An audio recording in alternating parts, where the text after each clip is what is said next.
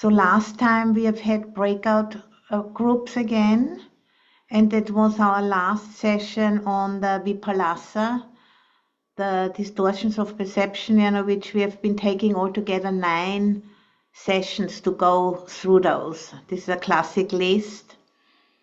And, by getting to know how our minds work, there's a gradual refinement of our innate drive to happiness, takes place, because we are adjusting to reality more. And then there's more clarity how happiness can come about, not by distracting ourselves more, but by really facing reality, how it works, and then adjusting accordingly. And that's a lifelong process, or, several lifetimes really. And, it's better to start than to wait, because we cannot bypass that. We can't bypass reality.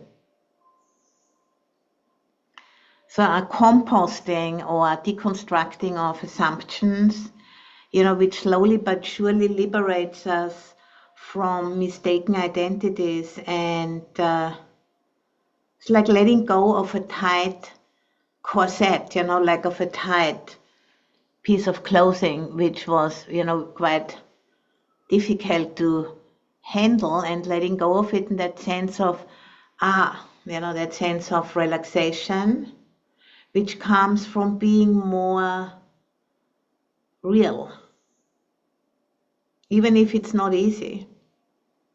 But there is something about it feels right, and through that rightness, there's a new sense of capacity and possibility becomes available. And last week, someone of you mentioned a poem which I have brought today. It's called Vijaya. That's the name of one of the bhikkhunis who lived at the time of the Buddha. And there's a book which is a contemporary take, on these very early poems. And it's a friend of our monastery. He's called Matty Weingast, who wrote those poems. And this is the book, and I put a link into the chat. And it came out in 2021 with Shambhala editions. And in German, these kind of poems are called, for those who understand German, who are present, they are called Nachdichtungen. So it means, poems who come after poems. So it's a poem on a poem, basically, which is a genre, which is a classic genre. And we just don't have a real word for it in English. And the poem goes like that. Vijaya. Yes, Peter, that's the book. Vijaya Victor. When everyone else was meditating, I'd be outside, circling the hall. Finally, I went to confess. I'm hopeless, I said. The elder nun smiled. Just keep going, she said. Nothing stays in orbit forever. If this circling is all you have, why not make this circling your home? I did as she told me, and went on circling the hall. If you find yourself partly in and partly out, if you find yourself drawn to this path and also drawing away, I can assure you, you are in good company. Just keep going. Sometimes the most direct path isn't a straight line. Sometimes the most direct path isn't a straight line. And this is definitely one of my really favorite poems in this book. It's so true, really. In the beginning, when we make contact with this teaching, there's this sense of, yes, now I've got it, and now I'm just gonna cruise straight ahead to nirvana, and then, as we are practicing, it becomes clear it's not that simple. And then there's a sense of surrender, if we keep on going, at one point there's a sense of surrender and of allowing life to, speak for itself. By just simply being fully with what is, and through that, allowing those filters to drop away. That's the transformation, that these filters which keep us imprisoned, which keep us away from being really in touch with reality, they start to dissolve through reality checks, really. And the 4 Vipassana list which we've worked with recently, that's, for example, one very simple, very clear list formulating that which is in the way, so to say, and becomes the path. So, the realizing of these filters which are in the way becomes the path.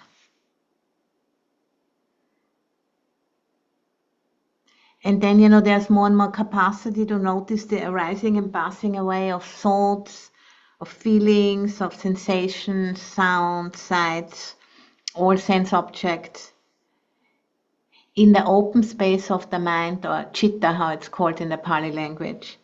And, my name, Santa Chitta, is regarding that word, and it means serene mind or peaceful mind, as a working theme, basically, for me.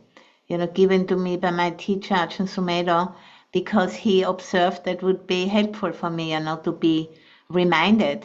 Every time somebody calls my name, I'm reminded on, there's this awareness. And I can choose to remember that. And I can train myself to remember that. To remember to relax into being the knowing, rather than becoming what is known. And I have mentioned that many times, that being the knowing is the core instruction of the Thai forest tradition, lineage of Ajahn Chah. Being the knowing, resting as the knowing. And rather, than getting caught up in what is known, is relaxing directly into that knowing and looking at the knowing, consciously being aware that we know. And that's called also refuge in Buddha, refuge in the internal Buddha, the knowing, or chitta. And it's often compared to the sky, and that which is known are like the clouds moving through the sky, leaving no trace. And those clouds, they are big and small, and they have different colors, and thunderous and rain and whatever it is. And they have a beginning, a middle, and an end. And they do not change the knowing. And sometimes, the clouds are so thick that we can't see the sky for 2 months. And then there's doubt. Maybe that's it. And then when the conditions are right, we see the sky again. It's never gone anywhere. It was just hidden. And, getting more and more confidence in the knowing and resting as the knowing, that's really the core of how the practice is laid out in the Thai forest tradition, and also, in the scriptures. The Thai forest tradition has a particular way of talking about it. And that's, how I'm trained. And there's also other traditions like Dzogchen Mahamudra and Zen, Chan, who also relate to being the knowing with a different, way of speaking about it, but it's the same approach. To become more and more confident in resting as the knowing and not getting carried away and wrapped up in what is known.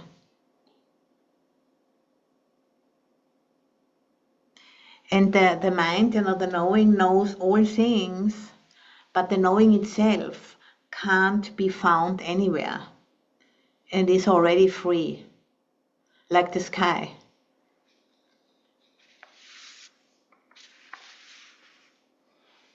We can notice that the sky is there, but we can't really grasp it. It's not a thing.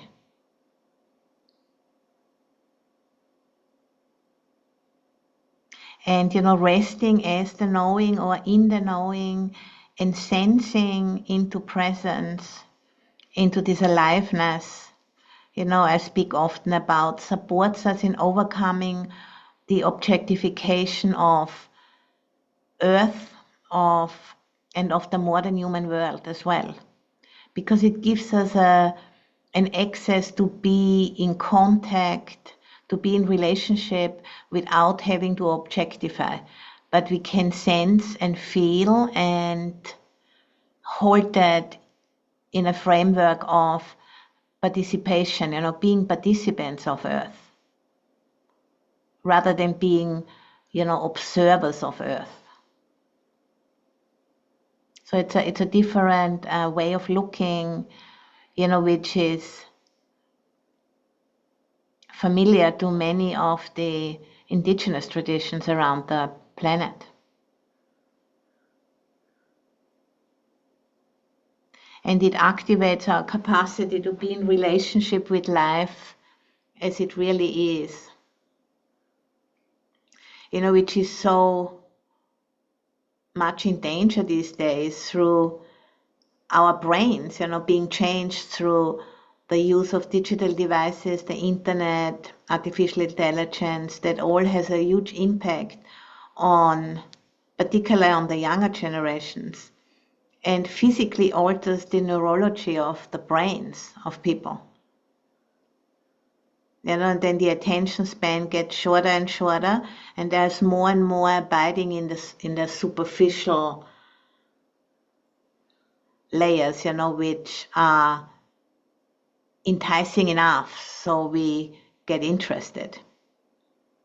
And it undermines our capacity for resonance with depth. And in that way, things get more and more depleted, really, because there's no real nourishment coming through from the depths. It's like, if we would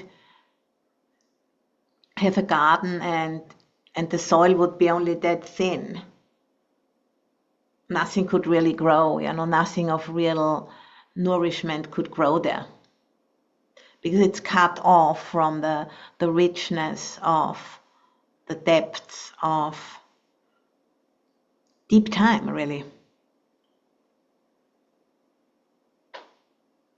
So living in an increasingly superficial world, like living in a computer game, with these very glitzy appearances, but it's only a flat, cool screen, and it reminds me really of the supermodels, we can see in fashion, they are the same. They are quite beautiful and stunning, but they have no depth. They couldn't carry a bucket of water or something. It looks like they're very, very thin and very flat. They're just like an iPad in human form. And, and this is what is considered beautiful in some circles, and it's deeply infiltrating what you can see on the net, that access to beauty. And and if I look at these images, it really prevents us from developing a felt or sensed opinion, and there's more and more retreating into indifference, because there's no connection there. And an ability to relate to what is happening all around us, like a communication breakdown, you know. And that seems to be, you know, what's taking place, and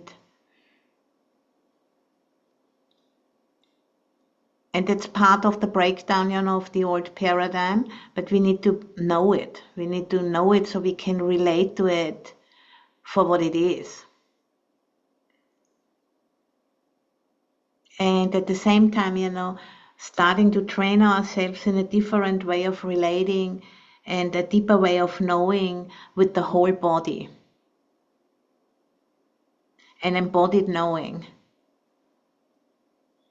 So, you know, being the knowing has always been part of the teachings of the Thai forest tradition since it's come into being, you know, in the 19th century, or actually in the early 20th century. That's how it really was. And and there wasn't so much speaking about embodied knowing, because, you know, the people of that time, they were embodied in Thailand. They were living on the land and they were living off the earth, and there was no need to talk about those things. But now we need to add something to it. And it's an embodied knowing, and it's a kind of an aesthetic knowing with the whole body, you know, drawing on the Greek word aesthesis, and that means the knowing of all of our senses. So it's a presencing combined with sensing and feeling into the aliveness of that which is present. You know, that knowing, this awareness also has a aliveness to it, a vitality, a vibrancy, which need to be paid attention to because of our bodies and our minds, you know, having living in a culture, you know, which is encouraging this superficiality still, even it's starting to break down. So we need to go against that by activating this sensorial knowing, and you know, a knowing with the whole body. And it's you know, it's a way of speaking which then, you know, we can try it out in our direct experience. It's a listening with the whole body, or we can also say a seeing with the whole body. Like our inner ears, our inner eyes seem to show up in my whole body, as though my body becomes my ears and my eyes.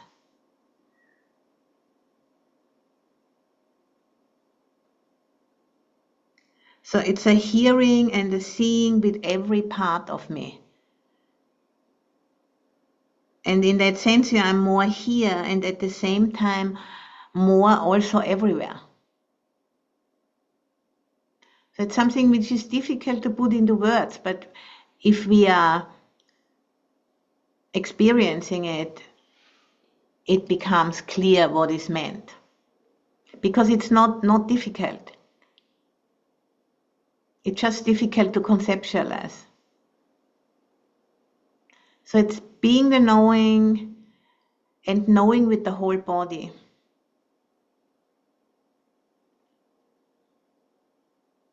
And we can now, you know, shift to a guided meditation and just try it on.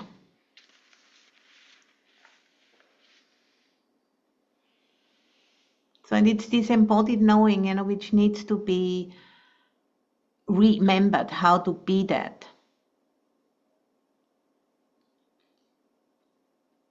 You know, in service of life on this planet, really.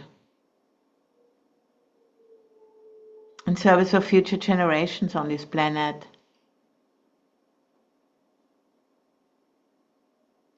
And that, you know, that knowing with the whole body is the central thing which needs to be trained.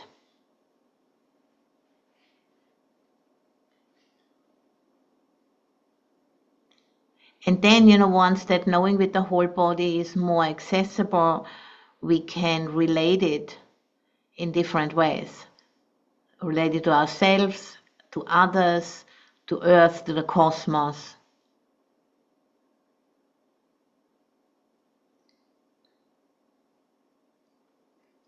So just, settling into the body and allowing the mind to rest on the body just as the body rests on the cushion or on the chair.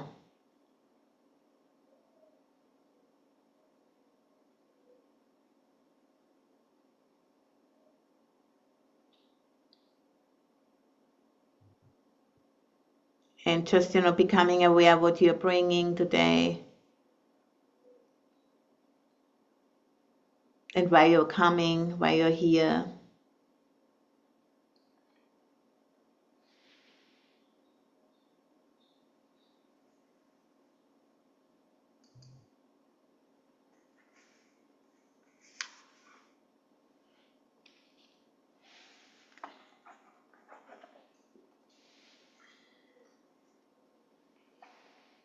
And if we see a human body,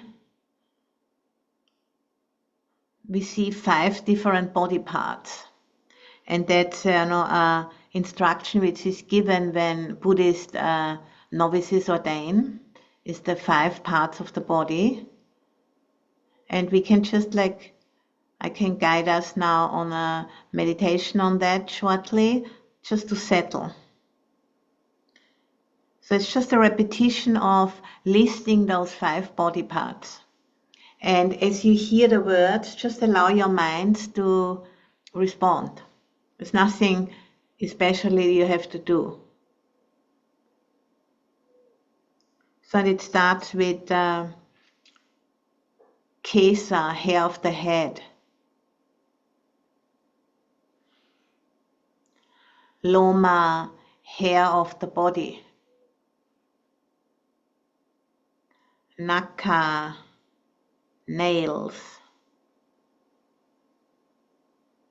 Danta, teeth. Tacho, skin.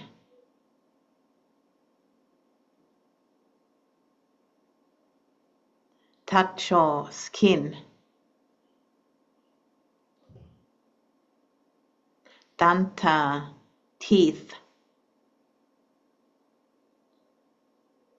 Naka, nails. Loma, hair of the body. Kesa, hair of the head.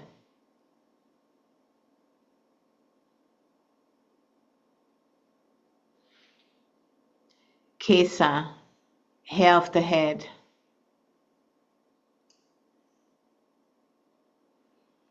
Loma, hair of the body. Naka, nails.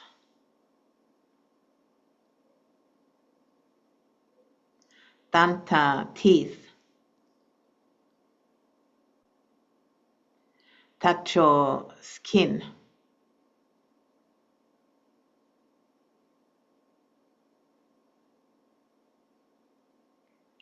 Tacho, skin. Danta, teeth. Naka, nails. Loma, hair of the body. Kesa, hair of the head.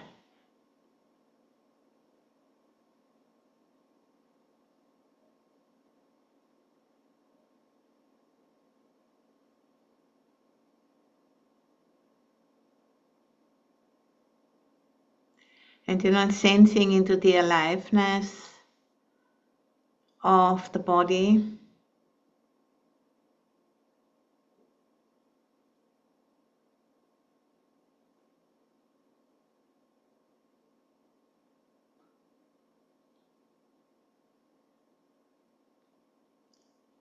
which consists of many, many parts, and we just looked at the 5 parts which are seen, if we're looking at a body from outside.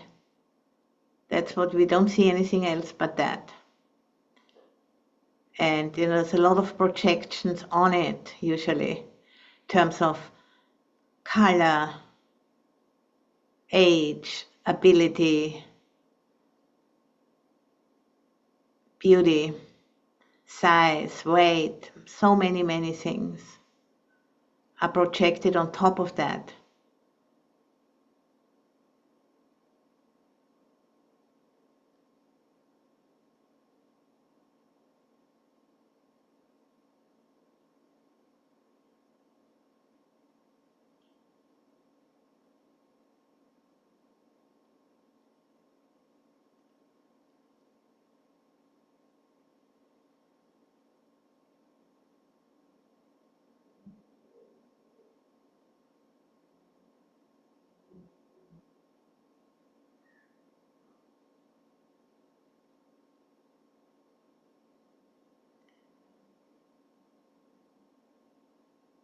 But one thing, keeps all of that in perspective is that all these body parts, they all have arisen through eating, drinking, and breathing planet Earth.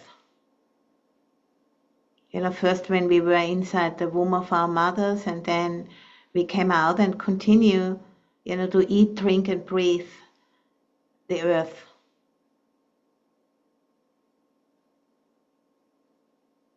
The planet Earth.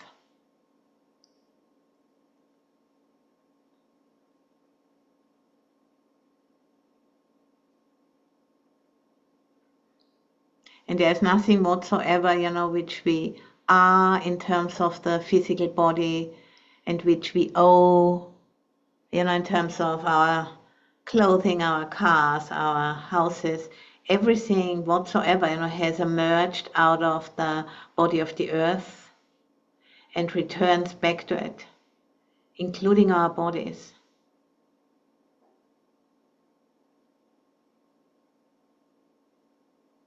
And for many hundred years, our Western cultures haven't really paid much attention to that truth, because we have objectified the Earth as our possession, really.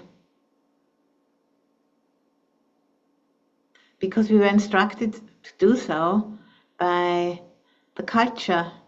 It was a assumption, which had become a worldview, and now it's dying, because the Earth is saying no.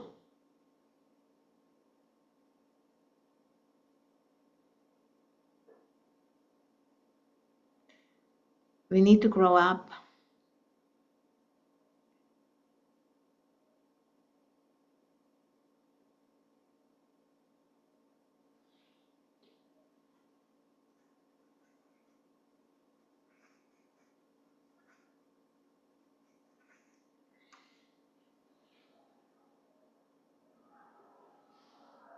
We need to grow up and become accountable for participating, rather than just, taking a free ride like a baby, really. Because babies are the only persons who are allowed to have a free ride. And they are so sweet that people are okay with that.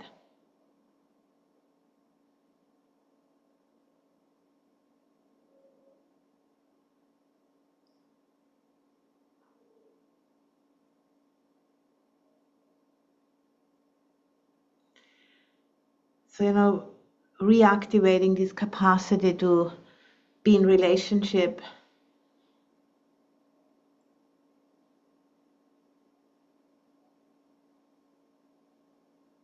and letting go of this assumption of human supremacy. It's not all about us. We are just one participant amongst countless participants.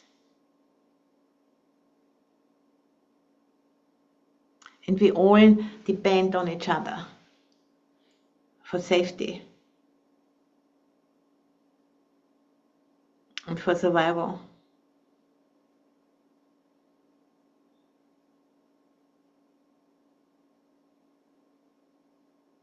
What Thich Nhat Hanh so beautifully called interbeing.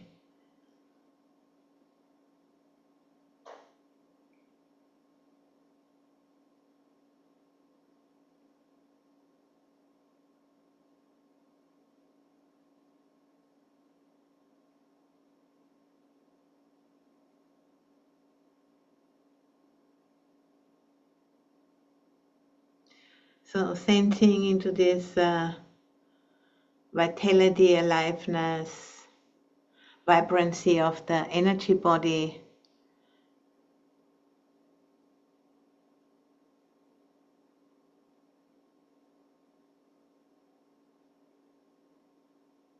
Which meets the energy body of the earth within which we are sitting actually. And there is no real boundary there. It's seamless. And sensing into the seamlessness is a way of adjusting perception and really allowing it to be felt that there is no boundary between me and that which keeps me alive.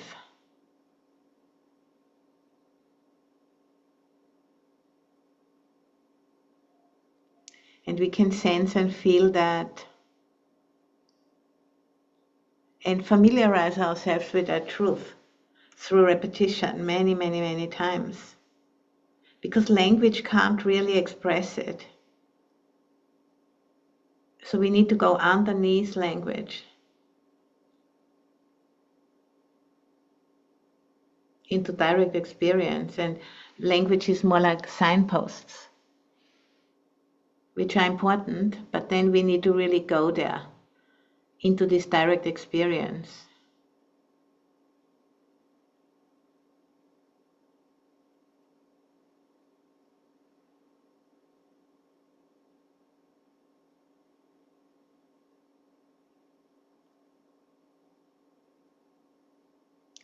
So with the in-breath, being aware of the aliveness, the vitality, with the out-breath, letting go into the spaciousness, which doesn't end at the walls of the room where we are sitting.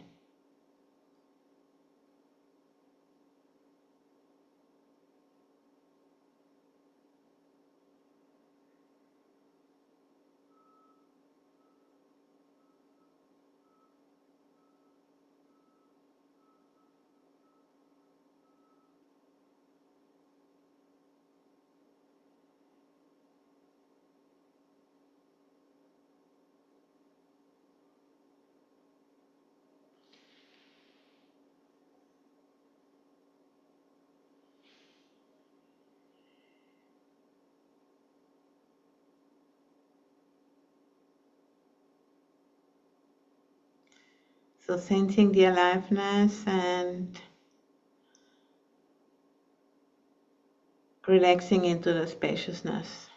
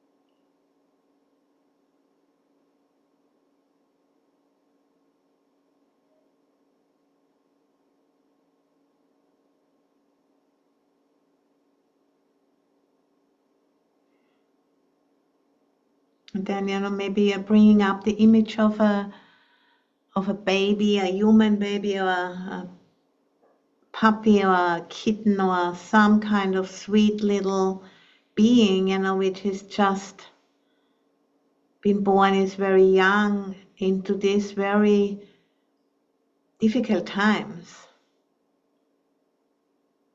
Where there's a whole shift in consciousness underway. Times of great complexity and chaos.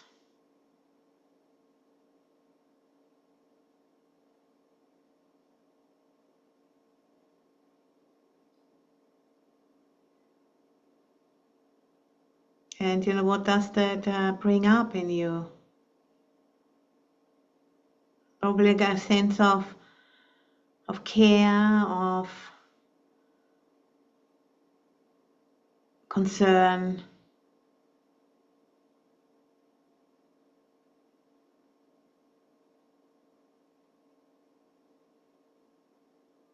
and loving kindness.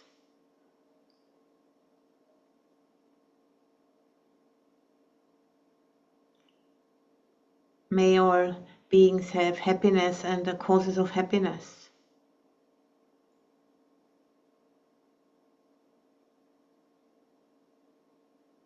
And allowing that quality in the heart area, allowing that quality to be felt, and with the in-breath, may all beings have happiness and the causes of happiness, including ourselves. And with the out-breath, allowing it to spread out throughout our body without any pressure.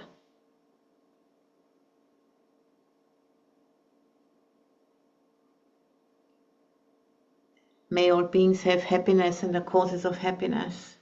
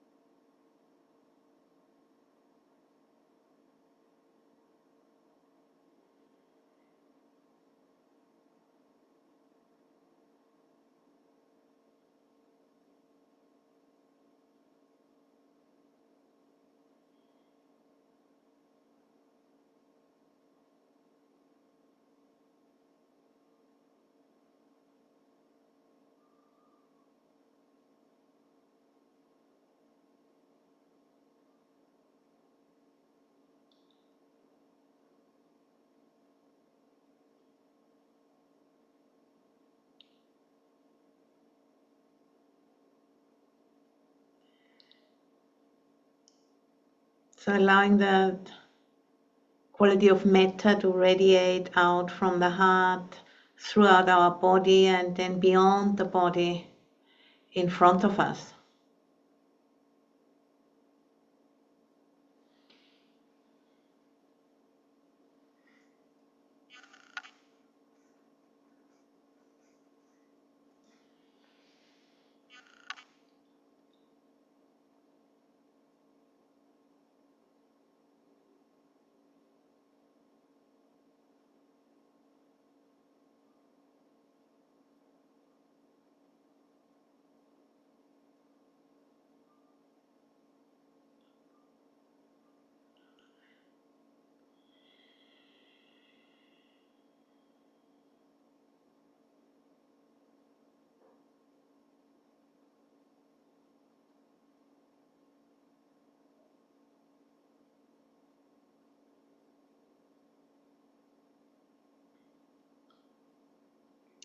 And all around us, without any pressure.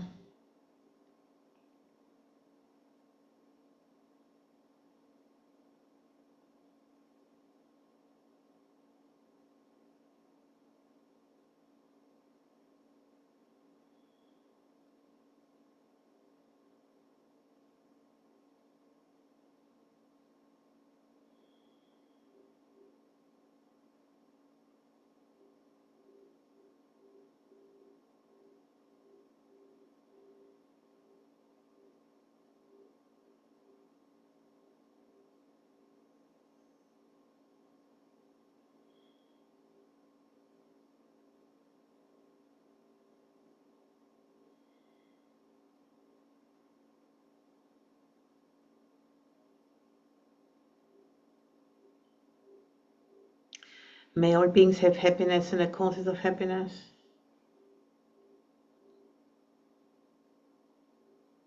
And sitting in an orb of metta, loving kindness, benevolence,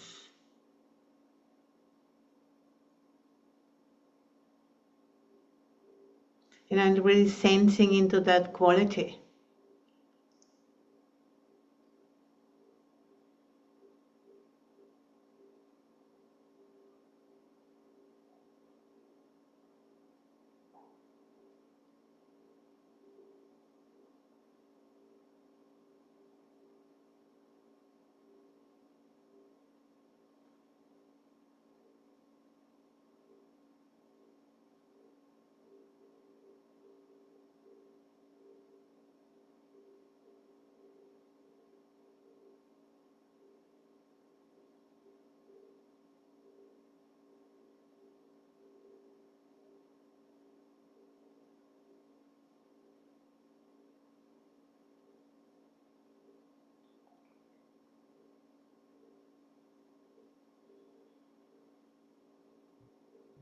And when the mind wanders off into thinking about something, just gently coming back to sensing metta,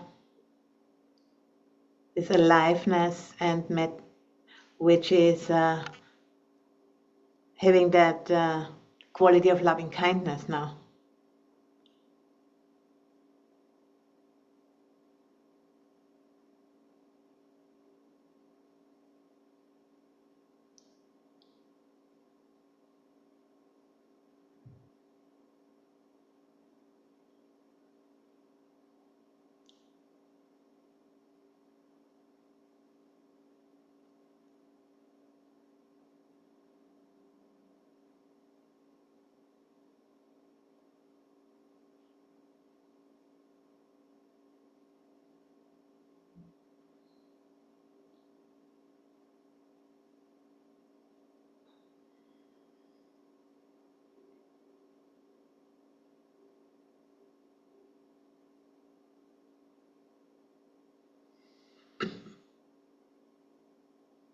And then, letting go of the metta and just being aware of that which knows about metta,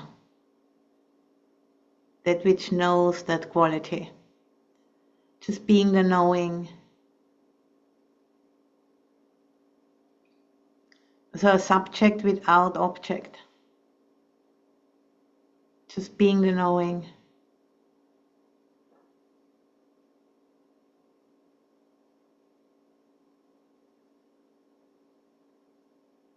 It's almost like making a U-turn and becoming conscious of that which knows.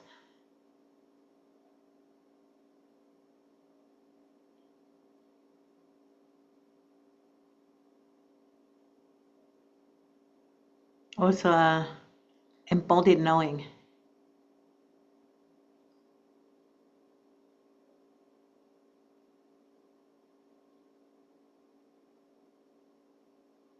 And just resting into that knowing.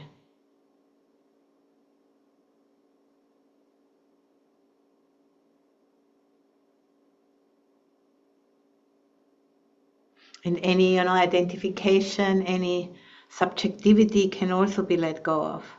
It's just knowing without anybody knowing.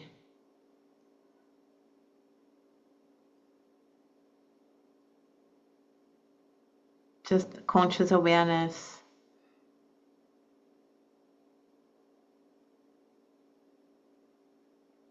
Which is also alive and vibrant and full of potential, but empty of a self.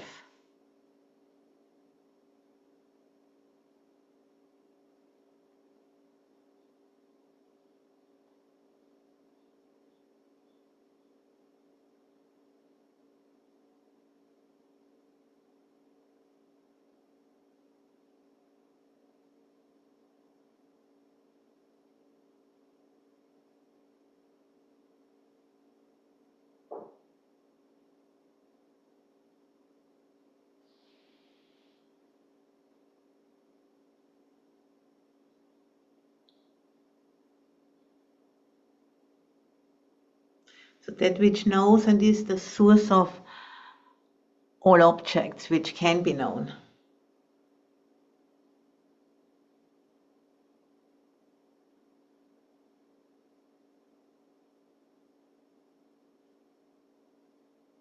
And is limitless.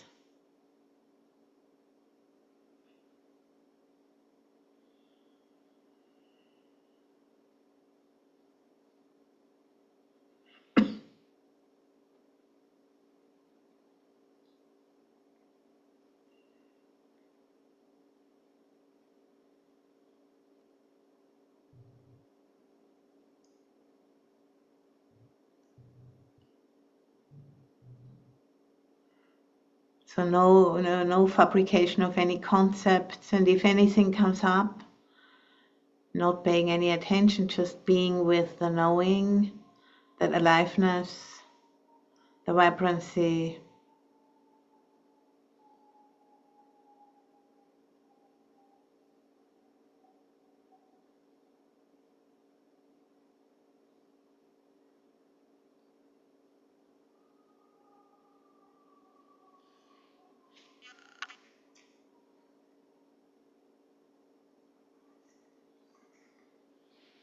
And that requires, the mind to refine its capacity to be present for that aliveness, which doesn't belong to anyone.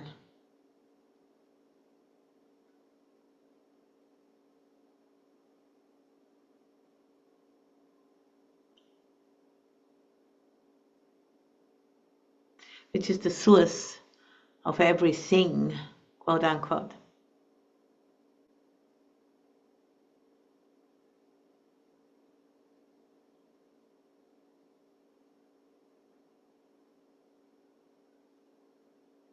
Big and small.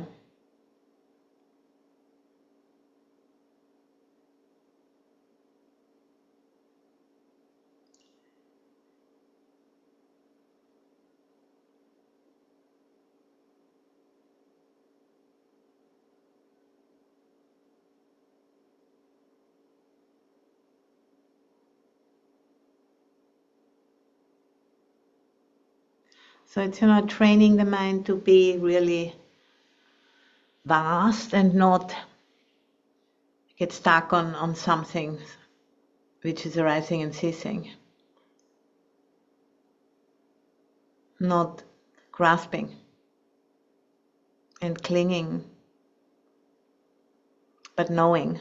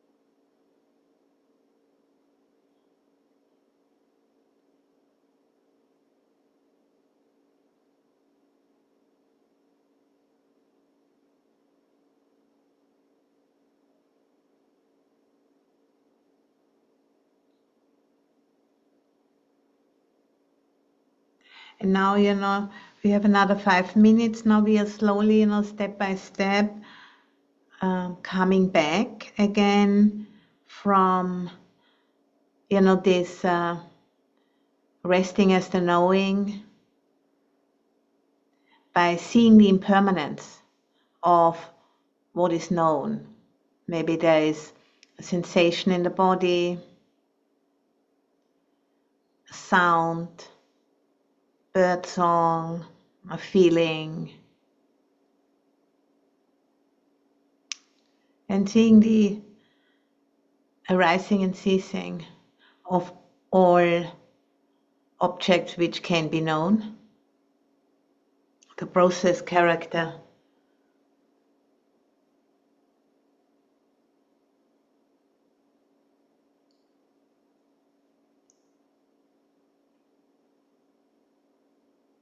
And coming more back into the body with the weight of the body,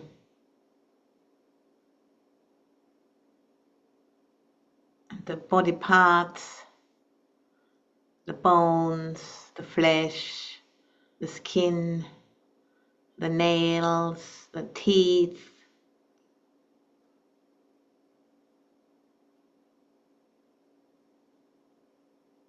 all emerged out of planet Earth through eating, drinking, and breathing.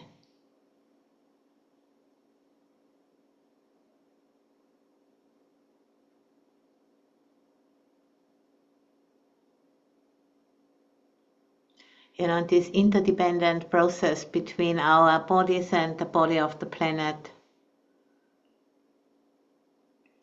All empty of a self, constantly changing like a river or like a cell inside of a vast body, inside of the vast body of the cosmos.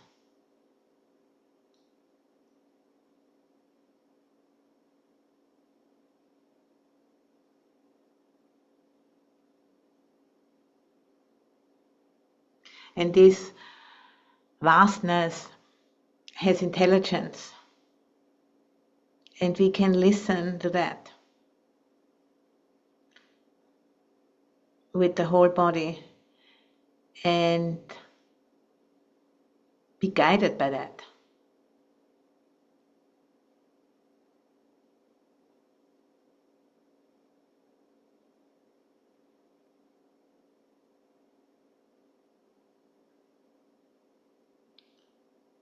But first, we need to develop the capacity to let go of identification with our patterns, our individual patterns, but also our cultural patterns.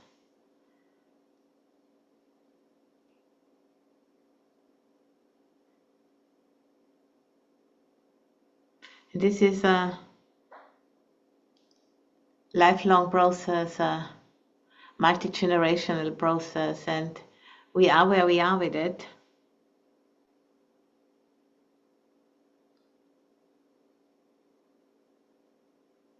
And this is like an island of coherence, or a refuge for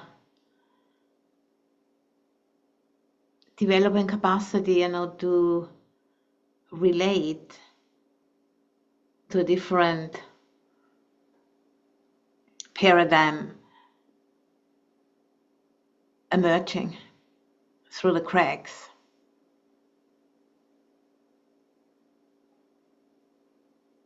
Of modernity.